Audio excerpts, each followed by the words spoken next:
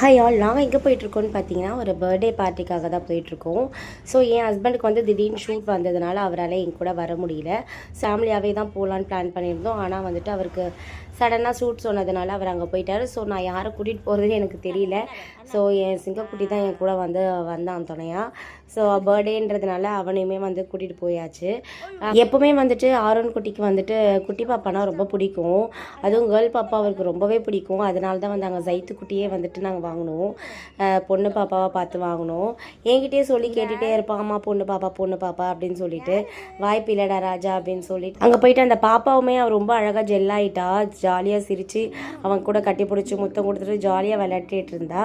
So இப்படி தான் போச்சு ஃபன்னாக. அவங்களுக்குமே வந்துட்டு லைட்டாக மேக்கப் போட்டு அவங்கள ரெடி பண்ணியாச்சு. அவங்க யாருன்னு பார்த்தா நியூஸ் ரீடர் தான் அவங்க. ஸோ என்னோட ஃப்ரெண்டு தான். ஸோ அவங்களுக்காக தான் வந்துட்டு நான் போயிருந்தேன். ஃபங்க்ஷன் முடிச்சுட்டு நான் வீட்டுக்கு போகிறதுக்குள்ளே வந்து என் ஹஸ்பண்டுமே ஷூட்லேருந்து வீட்டுக்கு வந்துட்டாங்க. ஈவினிங் பார்த்தீங்கன்னா மசாலாக்குள்ளே தான் வந்துட்டு பண்ணிகிட்டு இருந்தாங்க. ஸோ அப்படியே அதையுமே ஒரு விசிட் பார்த்துட்டு வீட்டுக்கு வந்தாச்சு.